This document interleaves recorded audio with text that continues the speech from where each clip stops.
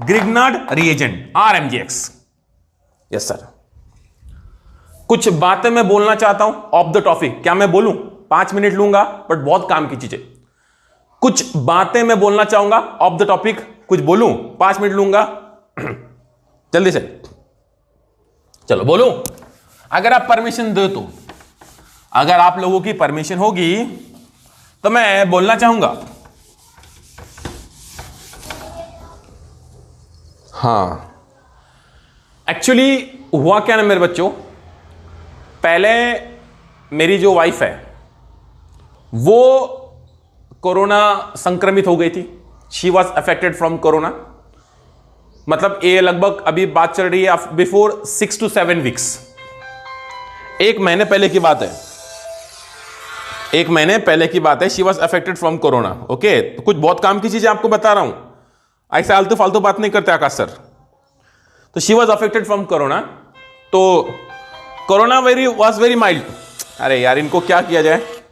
उनका कोरोना बहुत माइल्ड था एंड वो अपने आप घर पे ही रिकवर हो गए बाय होम क्वारंटाइन। वो अपने आप घर पे ही रिकवर हो गए। अब हुआ क्या, सबसे पहले मेरा छोटा बच्चा है 3.5 साल का नक्श, उसको बुखार आया एंड हमको लगा कि नॉर्मल बुखार है। हम लोग हॉस्पिटल में गए, ट्रीटमेंट लिया, नक्श ठीक हो गया। उसके बाद मेरा एक बड़ा बच्चा है जो लगभग 10 साल का है, दक्ष।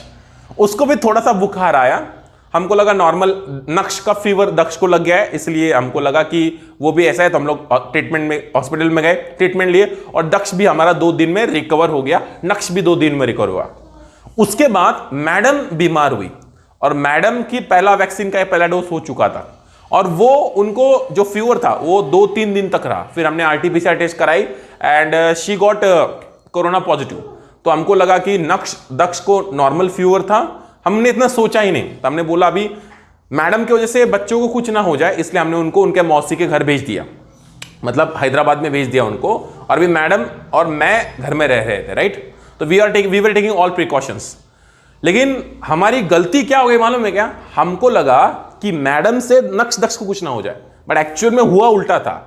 पहले नक्श को हुआ, फिर दक्ष को हुआ एंड दक्ष से मैडम को गया था। एंड बच्चों की जो इम्यूनिटी पावर होती है वो बहुत ज्यादा होती है, इसलिए वो 2-3 दिन में ही रिकवर हो गए और हमको लगा कि नॉर्मल फीवर था।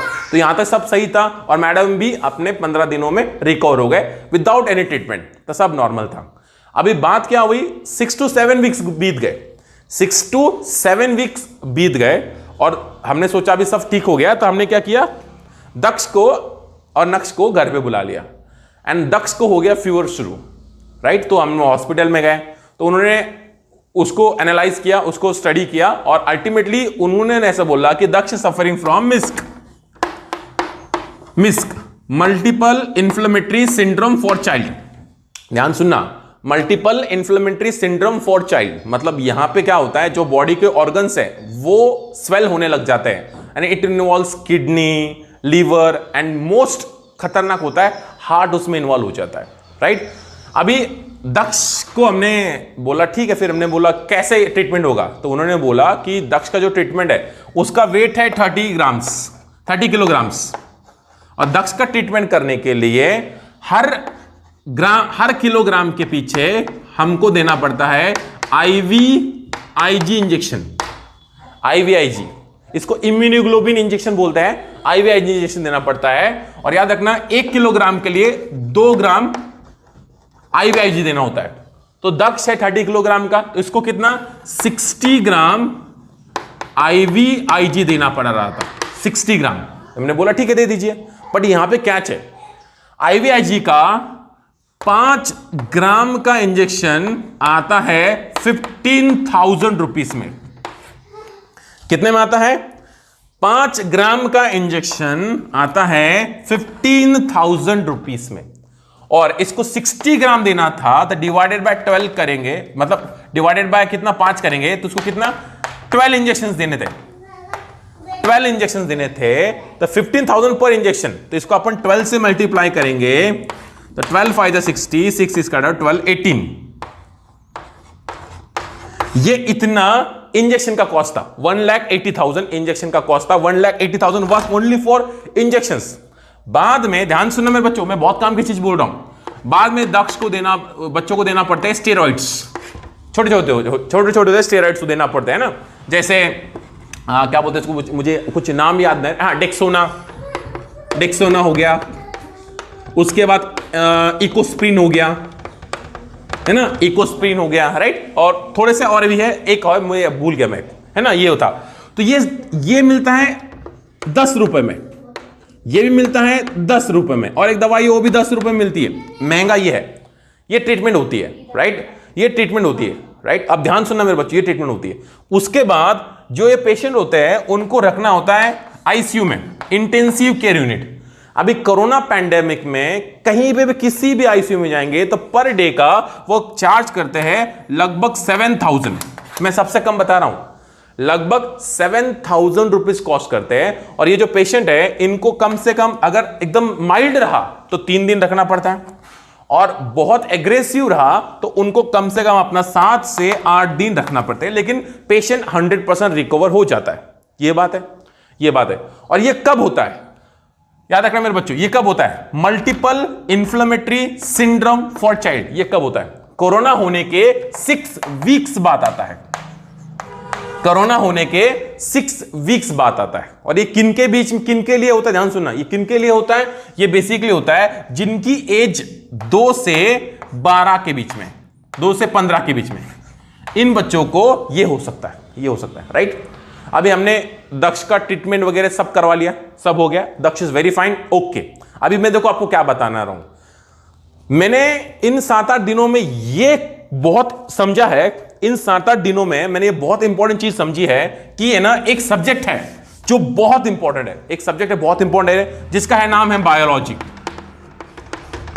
जिसका नाम है बायोलॉजी, वेरी इंपॉर्टेंट सब्जेक्ट। इसका नॉलेज हर किसी को होना बहुत जरूरी है। मैं तो ये बोल रहा हूं, गवर्नमेंट ने 1st स्टैंडर्ड से पीएचडी तक बायोलॉजी सब्जेक्ट है ना कंपल्सरी कर देना चाहिए, एटलीस्ट ह्यूमन बायोलॉजी कंपल्सरी कर देना चाहिए। भले उसका जैसे अपना जनरल नॉलेज होता है, कंप्यूटर आईटी होता है ना, जैसे अपना पीटी होता है, फिजिकल एजुकेशन होता है, फिजिकल ट्रेनिंग होता है, वैसे ही ना उन्होंने ना from 1st standard to graduation या पोस्ट ग्रेजुएशन या पीएचडी तक बायोलॉजी कंपल्सरी कर देना चाहिए, जिसमें थोड़ा सा ना ह्यूमन बॉडी के बारे में बच्चों को बताया जाएगा, है ना। मतलब जो पेपर देगा बायोलॉजी का, और उसमें ग्रेड्स रहेंगे ए बी सी इंपॉर्टेंट, क्योंकि ना मेरा पीसीएम ग्रुप था, मेरे पास इतना बायोलॉजी का नॉलेज नहीं था। फिलहाल कोरोना पैंडेमिक में डॉक्टर्स ने इतनी लूट मचाई हुई है, इतनी लूट मचाई हुई है, आप सोच नहीं सकते। और जो ट्रीटमेंट दे रहे हैं वो अगर हमें समझ में नहीं आ रही तो समझना आपकी वाट लग गई, आपकी वाट लग गई। अभी चलो मैंने पढ़ा है, और मैंने पढ़ा है तो मुझे कुछ समझ में आ गया था, और मैंने 2-4 रिसर्च पेपर पढ़े। अभी ये जो डिसीज है multiple inflammatory syndrome for child 2020 में ऑकर हुआ है, और इसमें हार्डली ना 3 से 4 रिसर्च पेपर पब्लिश हुए। और याद रखना 90% डॉक्टर्स को इसकी ट्रीटमेंट भी नहीं मालूम है, 90% डॉक्टर्स को इसकी ट्रीटमेंट भी नहीं मालूम है। और सबसे मेन बात है, वो अपनी नॉलेज भी अपडेट करवाने के लिए राजी नहीं है। बहुत थ्रेटनिंग है, बहुत दुखदायक है, लेकिन ये रियलिटी है। वो अपनी नॉलेज भी अपडेट करवाने के लिए तैयार नहीं है। तो मैंने खुद 3-4 पेपर पढ़े, 3-4 पेपर पढ़ने के बाद फिर जो कुछ सीनियर डॉक्टर्स हैं उनके साथ डिस्कशन किया, और उनको डिस्कशन करने के बाद फिर उनके बाद मैंने उनको साइटेशंस भेजे कि सर ये पेपर है और इसको ऐसे ऐसे ट्रीटमेंट दी गई है, ऐसे ट्रीटमेंट दी है। फिर उन्होंने वो पेपर्स पढ़े, उन्होंने किया, और उसके बाद इसका ट्रीटमेंट हुआ दक्ष का, ये फैक्ट है। उसके बाद इसका ट्रीटमेंट हुआ दक्ष का, ऐसा है। उसके बाद सबसे मेन बात, उसके बाद ये ट्रीटमेंट हुआ। तो ये बात है। तो आपको बायोलॉजी का नॉलेज, बेसिक बायोलॉजी का नॉलेज होना जरूरी है, चाहे जेईई एस्पायरेंट हो, नीट एस्पायरेंट हो, at least you should understand some scientific terms related to your body. ये बहुत इंपॉर्टेंट है। दूसरी बात, अभी जो मिस्क है, multiple inflammatory syndrome for adults भी आ चुका है, multiple inflammatory syndrome for adults भी आ चुका है, जिसमें जिनकी एज 15 से ऊपर है, यंग पीपल, उनको भी अफेक्ट कर रहा है। एक समय पे कोरोना इतना कॉस्टली नहीं है। एक समय पे कोरोना नॉर्मल हो सकता है और एक समय पे आप कोरोना से रिकवर हो सकते हैं, लेकिन अगर आपको multiple inflammatory syndrome for adult हो गया, मान लो आपके पास मिनिमम 5 लाख रुपए चाहिए, मिनिमम 5 लाख चाहिए। और याद रखना, multiple inflammatory syndrome for adult या चाइल्ड के सिम्टम्स क्या है? पहले 2 दिन बुखार होता है, लगभग 100.4 फ़ारेनहाइट तक, 100.4 फ़ारेनहाइट तक बुखार होता है। उसके बाद अपने बॉडी में रेड पैचेस आ जाते हैं। अगर रेड पैचेस नहीं आए तो अपनी आंखें लाल हो जाती है। अगर आंखें लाल नहीं हुई तो अपने जो बोन्स है वो वीक हो जाते हैं, मतलब बोन्स के जो जॉइंट्स है वीक हो जाते हैं और हमको ऐसे ना वीकनेस फील होता है, ऐसा है। और ये कोरोना के 6 वीक्स बाद होता है। और याद रखना, अभी बहुत सारे केसेस निकले हैं जिसमें जिनको कोरोना हुआ था वो they are suffering from multiple inflammatory syndrome for adults, और इसमें अपने एक से ज्यादा ऑर्गन्स इन्वॉल्व हो जाते हैं, मतलब किडनी, लीवर, पैंक्रियास, हार्ट, सब कुछ इन्वॉल्व हो जाता है। और यहां पे ब्लड क्लॉटिंग का बहुत सीवियर चांसेस रहते हैं। और ब्लड क्लॉटिंग अगर बाय चांस आपके आर्टरी में हो गया तो वो आपकी आर्टरी लाइफ टाइम के लिए डैमेज हो जाती है, मतलब उसको हम कुछ नहीं कर सकते। तो जो ट्रीटमेंट है लेना ही पड़ता है, लेना ही पड़ता है। तो याद रखना, MISC multiple inflammatory syndrome for adult ये बहुत खतरनाक बीमारी है और रिसेंटली आए 2021 में उस पर रिसर्च चालू है और पेपर पब्लिश हो रहा है। अभी देखो, दक्ष वाज ऑलरेडी एकदम फाइन था।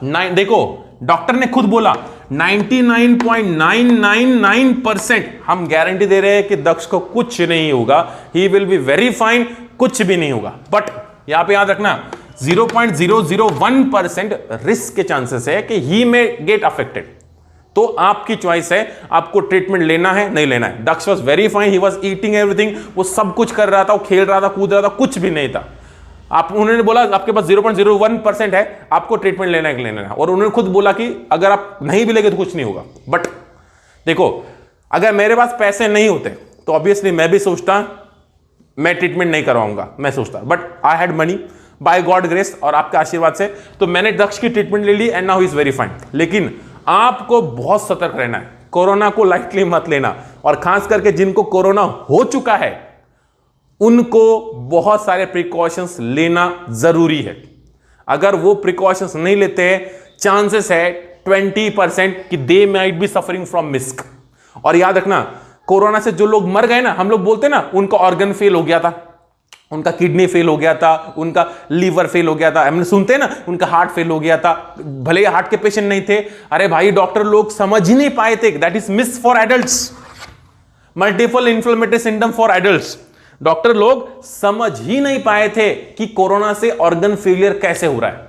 और इसका ट्रीटमेंट बहुत सिंपल है, जस्ट गिव IVIG इंजेक्शंस, है ना, इम्यूनोग्लोबिन प्रोटीन होता है, वो दिए जाए according to body weight. Body weight के 1 किलोग्राम के लिए 2 ग्राम चाहिए IVIG इंजेक्शंस। और अपने को स्टेरॉइड्स देने होते, इकोस्प्रिन हो गया और क्या बोलते इसको, डेक्सोना हो गया, और एक है ये दो। इतना सिंपल ट्रीटमेंट है, इतना सिंपल ट्रीटमेंट है, उससे ना मल्टीपल इन्फ्लेमेटरी सिंड्रोम ठीक हो जाता है। तो अभी कोई आपके रिलेटिव्स होंगे जो कोरोना से सफर कर रहे होंगे, और सफर करने के बाद अगर ऐसे होंगे कि उनके ऑर्गन्स फेल हो रहे हैं या ऑर्गन्स पे स्वेलिंग आ रही है, तो एक बार डॉक्टर को बोलना, sir please search for MISC for adult.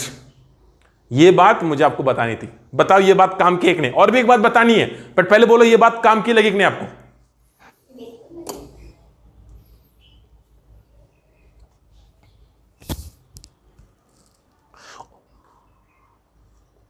नहीं नहीं ओमकार, आप टेंशन मत लो।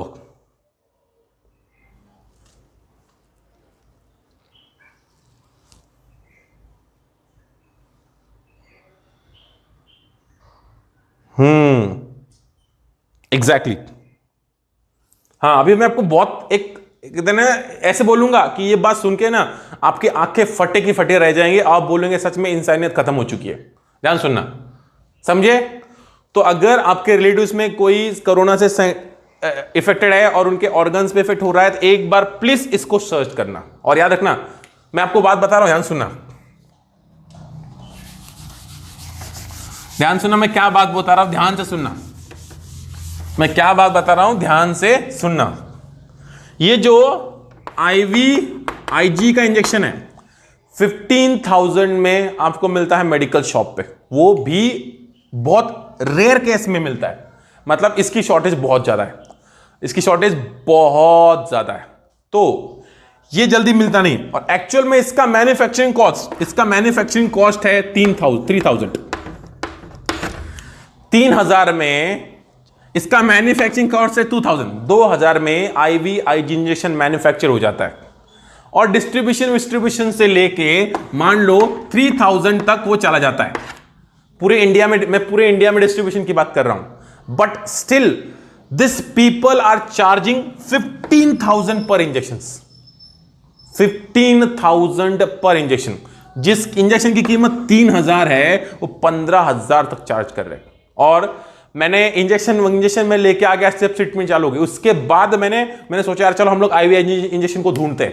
तो जब मैंने ढूंढा, और मेरे जो बच्चे हैं जो डॉक्टर बन चुके हैं, मेरे जो बच्चे हैं जिनकी खुद की एक फार्मेसी है, मेरे जो बच्चे जो खुद है ना फार्मेसी इंडस्ट्री में काम कर रहे हैं, उन्होंने बोला सर आपने हमको पहले क्यों नहीं बताया, हम आपको सिर्फ 6,000 पर इंजेक्शन देने को तैयार थे।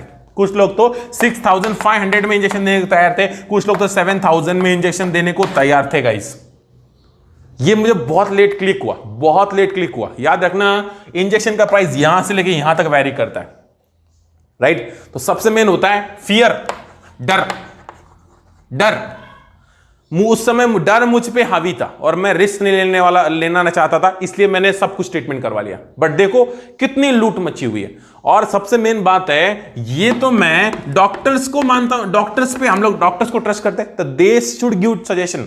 सर आप देखिए ऐसा है, उन्होंने सब बताना चाहिए था ना, तो वो कोई भी बताने के लिए राजी नहीं है, वो सिर्फ आपके मनी एनकैश करना चाहते हैं। सॉरी मैं डॉक्टर्स के बारे में बुरा बोल रहा हूं, बट कुछ डॉक्टर्स बहुत अच्छे हैं, जैसे अपने यवतमाल में डॉक्टर कुलकर्णी है, वो बहुत अच्छे हैं, एकदम परफेक्ट है, मतलब we can blindly trust him, तो उन पे कोई प्रॉब्लम नहीं है। लेकिन कुछ डॉक्टर्स ऐसे हैं जो सिर्फ है ना पैसे कमाने के लिए बैठे हैं, पैसे। और याद रखना जिनके पास कोविड सेंटर है ना, जिन्होंने कोविड सेंटर लिया है ना भैया, उनको तो ट्रस्ट करना ही मत, ये फैक्ट है।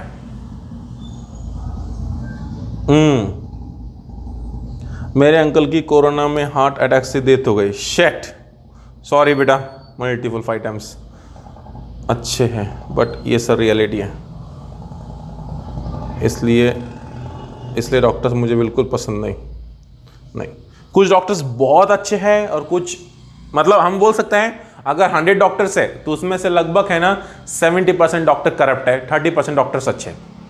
याद रखना डॉक्टर्स बहुत अच्छे हैं, बट है ना अपने को इन्फॉर्मेशन होना बहुत जरूरी है। तो सबसे मेन बात, जब भी आपका पेशेंट हॉस्पिटल में एडमिट है, यू शुड स्टार्ट रिसर्चिंग। आपने पूरा रिसर्च करना बहुत जरूरी है। आपको झूठ नहीं बोल रहा हूं, मोहिनी मैम जो है आपको बायोलॉजी पढ़ाते हैं, उन्होंने मेरी बहुत मदद की, उन्होंने मुझे बहुत हेल्प की, मतलब उन्होंने मुझे बहुत सारी चीजें समझाई रिगार्डिंग टर्म्स, ऐसे होता है। और सबसे अहम बात है कि ना मैंने तुरंत मैम को कॉल लगाया, मैम को मैंने बोला ऐसा है, उन्होंने खुद रिसर्च किया, उन्होंने खुद मुझे बताया। तो है ना मैं रिक्वेस्ट करता हूं कि जब भी आपका बायोलॉजी का लेक्चर रहेगा तो वहां पे एक बार उनको बोलना thank you for helping Akash sir, एक बार उनके कमेंट सेक्शन में लिखना जरूरी है सबने, thank you for helping Akash sir, right. तो याद रखना, please be aware of this multiple inflammatory syndrome for adults. अगर ऑर्गन्स इन्वॉल्व है तो ये होने के चांसेस बहुत ज्यादा है, राइट। साई श्रद्धा बहुत खराब है, जो भी है। और सबसे एक बात समझना है, अगर बाई चांस अगर कोई रिलेटिव को आईवी इंजेक्शन चाहिए तो मुझे एक बार कॉल करना, I will try to arrange. मैं कमीशन नहीं खाऊंगा, आप इतना तो मुझ पर यकीन कर सकते हो, मैं अरेंज, और मैं इनमें से किसी एक कॉस्ट में तो आपको आईवी इंजेक्शन प्रोवाइड करवा दूंगा, याद रखना बहुत जरूरी है, ठीक है। आईवी इंजेक्शन आपको प्रोवाइड करवा दूंगा। और याद रखना बायोलॉजी का नॉलेज बहुत जरूरी है, वेरी इंपॉर्टेंट, याद रखना very important, biology is very important. आप मार्क्स के लिए नहीं पढ़ना बायोलॉजी, आप आपके नॉलेज के लिए पढ़ना, क्योंकि कब वो नॉलेज काम आएगा आप बोल नहीं सकते, क्योंकि बॉडी बहुत इंपॉर्टेंट होती है। तो multiple inflammatory syndrome for adults भी अकर हो रहा है, most of the doctors don't know, and I can tell हम लोग जिस शहर में रहते हैं वहां के 90% डॉक्टर्स को multiple inflammatory syndrome for adults पता नहीं होगा। और यूट्यूब पे सेमिनार्स भी हुए जो एम्स वालों ने कंडक्ट किए for multiple inflammatory syndrome for child, है ना, यूट्यूब पे उनका खुद का चैनल उन्होंने कंडक्ट किया, तो वो सेमिनार्स भी आप देख सकते हैं, फॉर एडल्ट्स भी उन्होंने कहा है। ठीक है, ठीक है, तो ये मैंने आपको समझा दिया, राइट, ये मैंने आपको समझा दिया। दूसरी बात, एक बहुत इंपॉर्टेंट बात है, एक बहुत इंपॉर्टेंट बात है, इस बात को भी मैं तवज्जो देना चाहूंगा, बहुत इंपॉर्टेंट बात, ध्यान सुनना। डॉक्टर्स तो याद रखना मेरे बच्चे, ये तो क्वालिफाइड होनी ही चाहिए, ये तो क्वालिफाइड होनी चाहिए और ये ट्रेंड भी होनी चाहिए, है ना, और इनकी प्रैक्टिस भी तगड़ी होनी चाहिए। हम लोग इन्हीं के बारे में सोचते हैं, हम लोग हमेशा इन्हीं के बारे में सोचते हैं, डॉक्टर्स क्वालिफाइड है कि नहीं, ट्रेंड है कि नहीं, प्रैक्टिस है कि नहीं, ये हम लोग इन्हीं पर सोचते हैं। बट है ना भैया, जो स्टाफ होता है ना, डॉक्टर्स का जो स्टाफ होता है ना, हमको उनके बारे में भी सोचना होता है, राइट, वो भी क्वालिफाइड होने चाहिए, वो भी ट्रेंड होने चाहिए और उनकी भी प्रैक्टिस होनी चाहिए। क्योंकि जब सलाइन लगाते हैं तो वहां पे बहुत सारी गलतियां होती है, जब इंजेक्शंस लगाते हैं तो वहां पे बहुत सारी गलतियां होती है, उनको कौन सी टैब कौन से समय पे देनी है, वहां पे भी बहुत सारी गलतियां होती है। और याद रखना 70% चार्जेस में अगर पेशेंट की कोई है ना गलती से डेथ हो जाती है ना, तो ये लोग रिस्पॉन्सिबल होते हैं, डॉक्टर रिस्पॉन्सिबल नहीं होता है। डॉक्टर तो अपना ट्रीटमेंट लगा के चला जाता है और वो सिर्फ 2 टाइम विजिट करता है, सुबह और शाम को, बट बाकी समय पे अपना जो पेशेंट होता है वो स्टाफ के हाथों में होता है। IVIG अपने क्या बोलते हैं इसको, इंट्रावेनस हम लोग लगा रहे हैं तो कैप कितने ड्रॉप्स पर मिनट लगाना है, कितना ml बॉडी में जाना चाहिए, कौन सा इंजेक्शन कब देना है, कौन सा मेडिसिन किसके बाद रिपीट करना है ना, ब्लड प्रेशर हो गया, अपना टेम्परेचर, बॉडी का टेम्परेचर हो गया, पल्स रेट हो गया, उसको कब मॉनिटर करना है, ये सब का डिसीजन ये लोग लेते हैं। अगर बहुत ही सीरियसनेस आ गई तो ये डॉक्टर को कॉल करते हैं, राइट, बट है ना, और अपनी मेडिसिन है तो अपनी मेडिसिन अगर वो सलाइन थ्रू दे रहे हैं तो अल्टीमेटली वो वेस्ट होनी नहीं चाहिए। एयर बबल निकालना है तो एयर बबल निकालने के लिए वो कुछ लोग तो ऐसे करते डायरेक्टली ना डस्टबिन में लगा देते अपना सलाइन एयर बबल निकालने के लिए, मतलब वो ना वो अपनी मेडिसिन वेस्ट करते हैं। तो अल्टीमेटली ना मेडिसिन बहुत कॉस्टली है और उनको कोई टेंशन नहीं होता है ना, उनको कुछ पता नहीं होता है, कोई भी पैकेट को फाड़ देंगे और पैकेट के फाड़ के लग अरे ये यूज नहीं करना था, बाद में हम लोग जब रिटर्न करने जाते हैं तो रिटर्न भी नहीं होता है। तो ये बात होती है, तो स्टाफ भी वेल क्वालिफाइड होना चाहिए। और याद रखना स्टाफ अगर क्वालिफाई, याद रखना बहुत सारे लोगों की ना क्या बोलते हैं इसको प्रॉब्लम्स होती है कि वहां की नर्सेस ऐसे है, वहां के डॉक्टर, वहां के बोलते हैं स्टाफ ऐसा है, वो ऐसा करते हैं, ऐसे करते हैं, ऐसे करते हैं, ऐसे करते हैं, ऐसे करते हैं। ये बहुत जरूरी है, ये बहुत जरूरी है। डॉक्टर्स तो होनी चाहिए बट स्टाफ भी होने चाहिए। और मेजॉरिटी हॉस्पिटल में स्टाफ को अच्छा पे नहीं किया जाता है और वो ट्रेंड नहीं होते। कुछ लोगों को तो कुछ समझ में भी नहीं आता है, कुछ लोगों को तो कुछ समझ में नहीं आता है। मैं एक किस्सा सुनाता हूं, ध्यान सुनना, बहुत पुराना किस्सा है, 2-3 साल पुराना किस्सा है। जो टेम्परेचर है वो एक तो फ़ारेनहाइट में मेजर होता है या डिग्री सेल्सियस में मेजर होता है, राइट। अभी जो टेम्परेचर स्केल है वो डिग्री सेल्सियस में कैलिब्रेटेड था, डिग्री सेल्सियस में, और वहां पे टेम्परेचर आया था कुछ अपना 37.1। तो वो जो टेम्परेचर मेजर करने वाली लड़की है वो बोली इतना कम टेम्परेचर कैसे आ रहा है, इतना टेम्परेचर कम कैसे आ रहा है, उसको सिर्फ फ़ारेनहाइट के बारे में मालूम था। ये सीन है, देखो ये सीन है।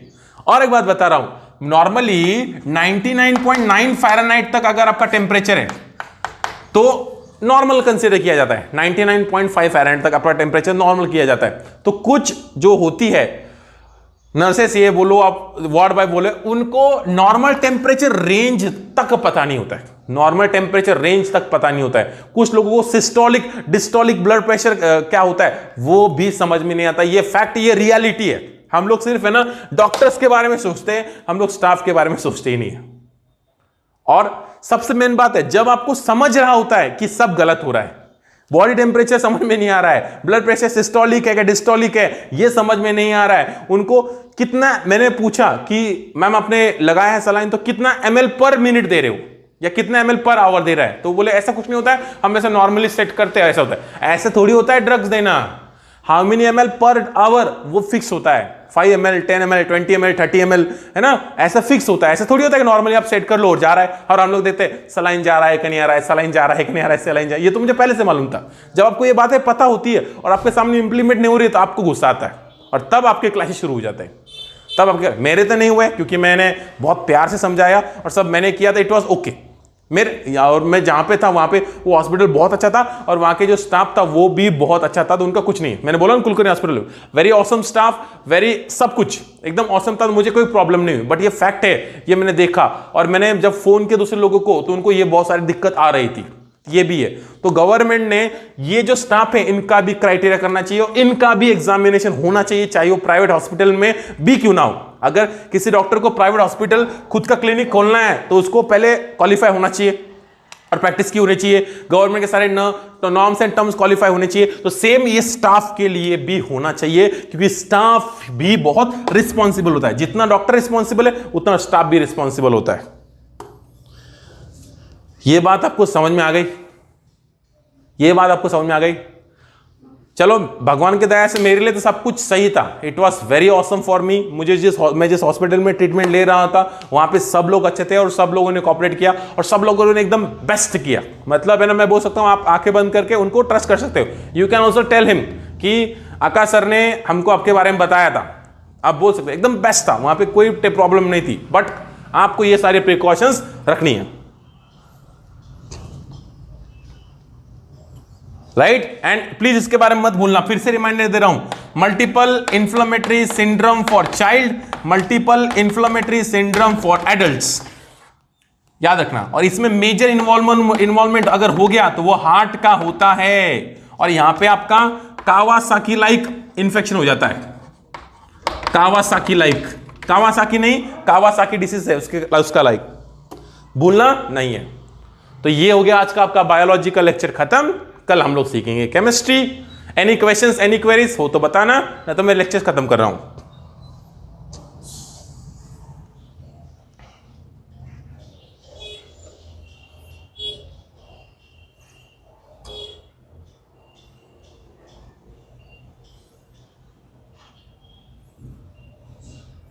Any questions, any queries?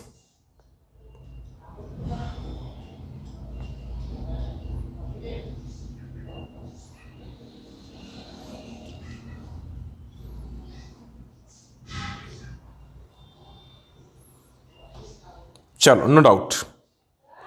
एक बार मैम के कमेंट सेक्शन में thank you ma'am for helping Akash sir, ये लिखना प्लीज मेरे लिए, प्लीज। हाँ,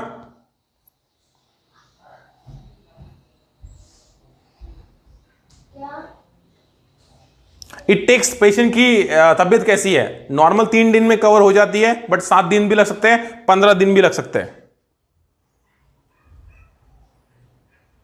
सब लोग अपने अपने ध्यान रखो, अपने बॉडी को स्टडी करो। अगर कोई सिम्टम्स है तो तुरंत डॉक्टर को मिलो और डॉक्टर से ट्रीटमेंट लेना शुरू करो। कुछ नहीं, 2 दिन फीवर होता है, आंखें लाल हो जाती हैं, अपने स्किन पे रेड रेड रेड पैचेस आ जाते हैं, अपने जॉइंट पेन शुरू हो जाता है, पेट में दर्द होता है, एब्डोमिनल में दर्द होता है, बैक में दर्द होता है।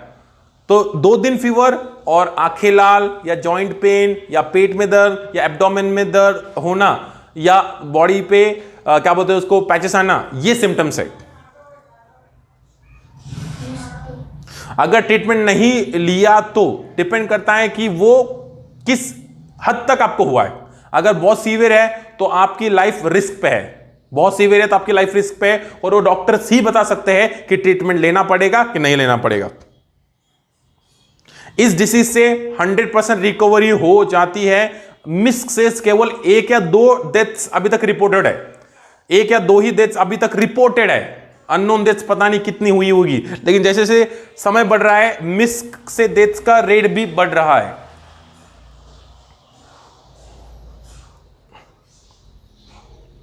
ठीक, ठीक है, ठीक है। चलो फिर मिलते हैं, बाय। अभी मेरा 11th का लेक्चर है। चलो bye bye bye bye, take care, take care. और इस वीडियो को जितना हो सके उतना शेयर करो। मैं फर्स्ट टाइम बोल रहा हूं जब से मैं आपको पढ़ा रहा हूं, फर्स्ट टाइम मैं मेरे पूरे YouTube के 786 वीडियोस मैंने अपलोड किए। मैंने कभी बोला नहीं लाइक शेयर कमेंट करो, बस इस वीडियो को शेयर करो, राइट? हाँ, मैं थंबनेल भी चेंज कर दूंगा और मैं वीडियो को क्रॉप करके भेज दूंगा। मैं थंबनेल भी चेंज कर दूंगा और वीडियो को क्रॉप करके भेज दूंगा, यानी जो पढ़ाया हुआ है वो काट के भेज के दूंगा। ठीक, या शेयर करना प्लीज, इस वीडियो को शेयर करना, जितने लोग हैं उनको ये इंफॉर्मेशन पहुंचनी चाहिए। ठीक है, चलो, थैंक यू, बाय।